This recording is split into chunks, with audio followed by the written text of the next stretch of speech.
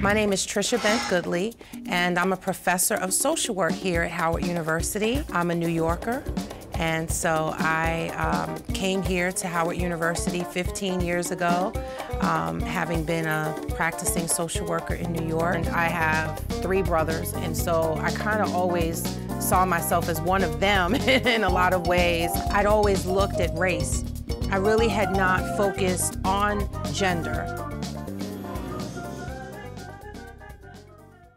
My mother worked really hard. She was an assistant in a library. I would have to go to the library after school. I spent a lot of time there. And I would watch how people treated her and how people talked to her. And it stood out to me because she had to keep that job because she had us.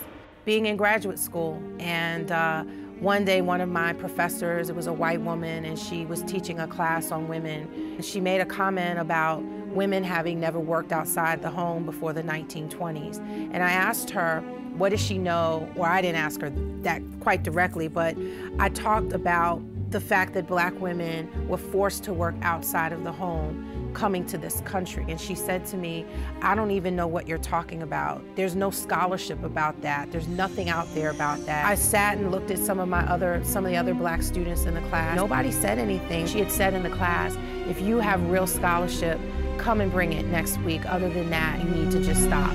So that week, I worked my tail off to be able to bring some real scholarship. I actually talked to other people and they shared what they had with me. And that next week, I came back into that room with books and articles about Black women and our history and the richness and the diversity of our story. And she was really upset when she walked in the class. She actually ran out crying. And a few of my friends were really upset with me, and they asked, how could you do that to that faculty member? And I felt a little bad in some ways.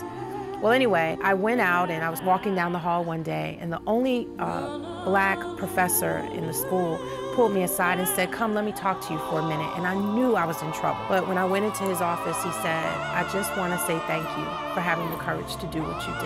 And it really meant a lot to a lot of us. I felt so good in that moment because it just reminded me of the power of our voice. And I was proud that I wasn't silent. Be true to yourself. Don't allow yourself to cave into what other people think you should be.